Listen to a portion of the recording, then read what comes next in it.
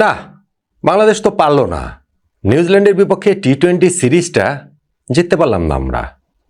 হ্যাঁ, সিরিজটা বাংলাদেশ হারেও নি। প্রথম ম্যাচ চট্টগ্রামে বাংলাদেশ জিতেছিল, দ্বিতীয় ম্যাচ বৃষ্টিতে ভেসে গেছে, কিন্তু তৃতীয় ম্যাচে বাংলাদেশ নিউজিল্যান্ডের কাছে এক অর্থে অসহায় আত্মসমর্পণই কি করেনি? ম্যাচটা নিউজিল্যান্ড 20 বল হাতে থাকতে 6 উইকেটে জিতে নিয়েছে, সেইটাও ওভার কমে আসা বৃষ্টিবিঘ্নিত এক ম্যাচ। ফলে নিউজিল্যান্ড যে খুব সহজেই জিতে গিয়েছে, বাংলাদেশও যে সহজেই হেরে গিয়েছে, সেই কথাটা আমরা বলতেই পারি। এক এক সমতায় সিরিজ শেষ হয়েছে। সিরিজের 3টা ম্যাচ হলে বাংলাদেশের অবশ্যই সিরিজ জেতা উচিত ছিল। বাংলাদেশের 3-0তেই জেতা উচিত ছিল। যখন দ্বিতীয় ম্যাচটা বৃষ্টিতে ভেসে গিয়েছে, তৃতীয় ম্যাচটা এরকম সিরিজ ডিসাইডার হয়ে গেছে, সেই ম্যাচটাও বাংলাদেশের জেতা উচিত ছিল। আমরা জিততে পারিনি কেন? ইনফ্যাক্ট সেই অর্থে তো এই ম্যাচে বাংলাদেশ প্রতিদ্বন্দ্বিতাই করতে পারেনি। কেন আমরা আসলে পারিনি? দ্বিতীয় ম্যাচটা যে বৃষ্টিতে ভেসে গেল, তৃতীয় ম্যাচেও বৃষ্টির ভীষণ রকমের প্রভাব ছিল, এবং সেইটাই কি আসলে টার্নিং পয়েন্ট? ওইটাই কি বাংলাদেশকে এলোমেলো করে দিয়েছে? নিউজিল্যান্ডের এই বৃষ্টিবিঘ্নিত ম্যাচে টার্গেট ছিল 103 রান 15 ওভারে, এবং এইখানটাতে শুরুতেই কিন্তু বাংলাদেশকে একটা আশা দেখিয়েছিলেন স্পেশালি শরীফুল ইসলাম। এই বাহাতি পেসার তার প্রথম ওভারে দুইটা উইকেট তুলে নেন, একটা আনপ্লেয়েবল ডেলিভারিতে তার কট বিহাইন্ড হয়ে গেলেন ব্যাটসম্যান, এবং এরপরে আরেকটা উইকেট আম্পায়ার দেননি, কিন্তু বাংলাদেশ ডিআরএস নিয়েছে, এবং সেখানে দেখা গিয়েছে যে ব্যাটের ইনসাইড পার্টে বলের কিছুটা স্পর্শ ছিল, ফলে শুরুতেই 2 উইকেট বাংলাদেশ পেয়ে গিয়েছে। শরীফুল তার নেক্সট ওভারে আরও একটা দারুণ ডেলিভারিতে বোল্ড করলেন, 25 রানে নিউজিল্যান্ডের 3 উইকেট চলে গেল। এবং সেই উইকেট শিকারের মিছিলে যখন আমাদের অফ স্পিনার শেখ মাহেদী হাসানও যোগ দিলেন, তিনি যখন বোল্ড করে দিলেন এবং 33 রানে নিউজিল্যান্ডের 4 উইকেট চলে গেল, তখন মনে হয়েছিল যে না, ঠিক আছে, 102 রান করেও বাংলাদেশ জিতলেও জিততে পারে। বাংলাদেশ পারেনি। আসলে 102 রান করে ম্যাচ জেতা যায় না। ওইখানটাতে 40 বলে 71 রানের একটা জুটি হলো, এবং সেইখানে জ্যাকবস এবং ফক্সক্রফটের ওই জুটি বাংলাদেশকে ম্যাচ থেকে নাই করে দিয়েছে, ছিটকে দিয়েছে। ধরেন ওইখানটা তো আমরা একটা ডিআরএস ডিসিশন ছিল, যেই জায়গাটাতে আমাদের ওই ডিআরএস ওই মুহূর্তে অ্যাভেলেবেল ছিল না, ফলে অনফিল্ড আম্পায়ার যে নট আউট ডিসিশন নিয়েছেন, ফলে সেই ডিসিশনটাই স্টে করেছে। আমার মনে হয় না যে ওইটা ডিআরএস থাকলেও ওই মুহূর্তে বাংলাদেশ উইকেটটা পেত। ব্যাটার প্যাডের মাঝখানে আমার মনে হয়েছে যে গ্যাপ ছিল। শেষ দিক দিয়ে গিয়ে আমরা 2টা ক্যাচ ফেলেছি। আমাদের শেখ মাহেদী নিজের বলে একটা ক্যাচ ফেলেছেন, আরেকটা বাউন্ডারি লাইনে জ্যাকবসের ক্যাচ পড়েছে।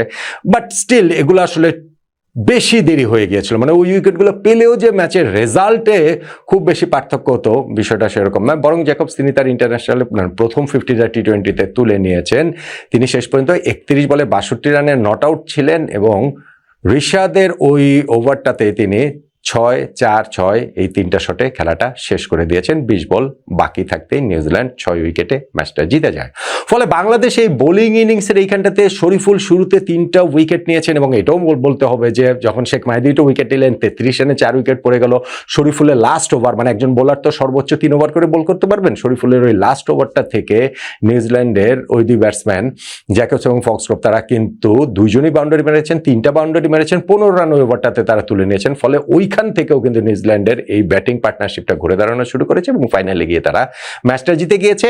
শুরুতে বাংলাদেশ এই চান্স ক্রিয়েট করলেও আমার কাছে মনে হয়েছে, যেটা আমি বলছিলাম, 102 রান করে ম্যাচ জেতা যায় না। বাংলাদেশের রান 102 হলো কেন? এর চেয়ে বেশি কি হতে পারতো না? বাংলাদেশ এই ম্যাচটাতে টসে হেরেছে, এবং টস হেরে বাংলাদেশ ব্যাটিংয়ে পাঠানো হয়েছে, নিউজিল্যান্ড তাদের ব্যাটিংয়ে পাঠিয়েছে। বৃষ্টি আসতে পারে, এরকম অবস্থায় আগে ব্যাটিং করা দলের সবসময় একটা ডিলেমা থাকে যে কত দ্রুত রান করতে হবে, কতটা রান করতে হবে, কোন সময় বৃষ্টি আসে, এবং সেই ডিলেমার ফাঁদেই বাংলাদেশ পড়েছে বলে আমার ধারণা। আমরা বৃষ্টি আসার আগেই 6.4 ওভারে 3টা উইকেট হারিয়ে ফেলেছি আমাদের 50 রানে। ওপেনার সাইফ হাসানের ব্যাড রানটা আসলে কন্টিনিউ করছে, তার বাজে ফর্ম এখনো অব্যাহত রয়েছেন। সেই কত 16 রান করেছিলেন মনে, এবং সেইখান থেকে তিনি বেরিয়ে এসে তেড়ে ফুঁড়ে মারার চেষ্টায় কাভার পয়েন্টে ক্যাচ দিয়ে তিনি আউট হয়ে গেলেন।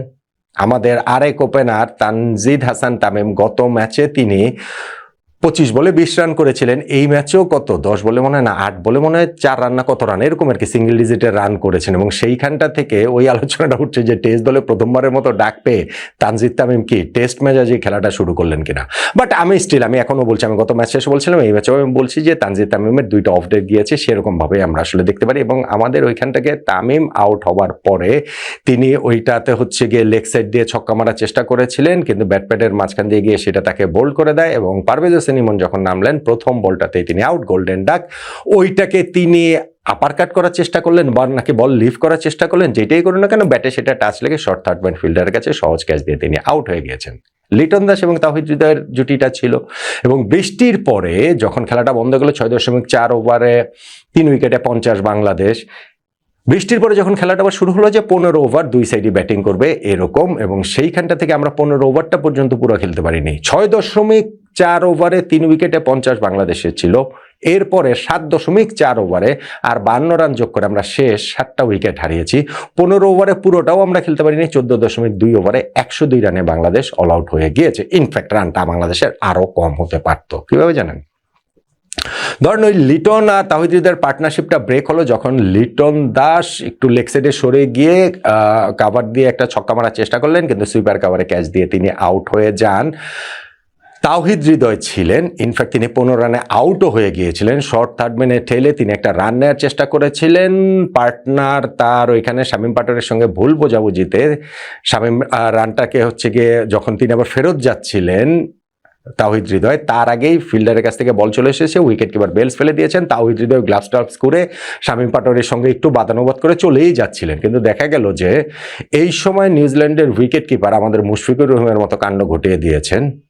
বল হাতে আসার আগেই বেলস ফেলে দিয়েছেন, ফলে তাওহিদ হৃদয় ওইখানটাতে একটা লাইফ পেয়েছেন আমি বলবো, এবং তাতে 15 রানের ইনিংসটাকে তিনি 33 রান পর্যন্ত নিতে পেরেছেন। কিন্তু ওই 33 রান করার পর তিনি মিড উইকেটে ক্যাচ দিয়ে আউট হয়ে গেলেন। ভালো একটা ক্যাচ ওখানে হয়েছে, মোহাম্মদ সাইফুদ্দিনও সেই ওভারটাতেই তিনি পয়েন্টে আরও একটা ভালো ক্যাচের শিকার হয়েছেন। পরের দিকে আমাদের কেউই আসলে আর স্কোর করতে পারেনি। আমি যেটা বলছিলাম যে 6.4 ওভারে 3 উইকেটে 50 বাংলাদেশে ছিল। বৃষ্টির কারণে খেলা বন্ধ হলো, আবার ঠিক হলো যে 15 ওভার যখন খেলা হয়েছে 15 ওভারের ম্যাচটা হবে। পরের 15 ওভার পুরোটা আমরা খেলতে পারিনি। 7.4 ওভারে আমরা আর 52 রান করে শেষ 7টা উইকেট হারিয়েছি। 102 রানে বাংলাদেশ অল আউট হয়ে গিয়েছিল। 102 রানে অল আউট হয়ে গিয়ে 15 ওভারের ম্যাচও আসলে জেতা যায় না। টার্নিং পয়েন্ট তাহলে কোনটা? অবভিয়াসলি আমাদের ব্যাটিং। অবভিয়াসলি এই ব্যাটিংয়ের এই জায়গাটাতে আমরা ম্যাচ হেরেছি এবং ব্যাটিংটা আমাদের আসলে যাচ্ছেদাই হয়েছে, এবং সেইখানটাতে আমার মনে হয় টস হারাটা খুব গুরুত্বপূর্ণ। আমি বলছি না যে টস হারার কারণেই বাংলাদেশ ম্যাচ হেরেছে, কিন্তু টস হেরে যাওয়ার কারণে আমরা যে এক্স্যাক্টলি কোন অ্যাপ্রোচে ব্যাটিং করব, বা বৃষ্টিবিঘ্নিত ম্যাচ হবে না, হয় না, এবং সেইখানে আগে ব্যাটিং কি করে না, টস কি হারে না বৃষ্টিবিঘ্নিত ম্যাচে? আমাদের এখানে যেমন ওয়ানডে সিরিজে 3টা ম্যাচে আমরা টস হেরেছি, আমরা সিরিজ তো জিতেছি। হ্যাঁ, টি-20 সিরিজের ফার্স্ট ম্যাচ আমরা টস জিতেছি, কিন্তু সেই টস জয়ের কারণে আমরা ম্যাচ জিতেছি, অত প্রভাব কিন্তু সেই টস জেতাটাতে ছিল না। তবে এইরকম রেইন ইফেক্টেড ম্যাচটাতে টসটা সবসময় গুরুত্বপূর্ণ, কিন্তু একই সঙ্গে এটাও গুরুত্বপূর্ণ যে টস হেরে গেলে কোন অ্যাপ্রোচে আসলে খেলাটা খেলতে হবে। বাংলাদেশ আজকে আমার কাছে মনে হচ্ছে যে টস হেরে যাওয়ার পরে আমাদের ব্যাটিং অ্যাপ্রোচটা যে কি হবে, ওভার অ্যাটাকিং ক্রিকেটটা খেলতে গিয়ে আমরা একের পর এক উইকেট হারিয়ে এসেছি, এবং শেষ পর্যন্ত ওই টসটাই আমার কাছে সবচেয়ে ভাইটাল বলে মনে হয়। আমি বাংলাদেশের ব্যাটিংকে কোনোভাবেই, ব্যাটিং ব্যর্থতাকে আড়াল করছি না, এইরকম অবস্থাতে কিভাবে ব্যাটিং করতে হবে টস হেরে যাওয়ার পরে, যেই ম্যাচে বৃষ্টি হতে পারে, এবং বৃষ্টি হওয়ার পরেও যখন কার্টেল ওভার হয়েছে, সেই আমাদের যে অদক্ষতাটা তাই এখানটাতে ফুটে উঠেছে, এবং সেই কারণে গিয়ে টসে হেরে যাওয়াটাই আমার কাছে মনে হয় এই ম্যাচে বাংলাদেশের পরাজয়ের সবচেয়ে বড় টার্নিং পয়েন্ট। একমত কি হবেন আপনি?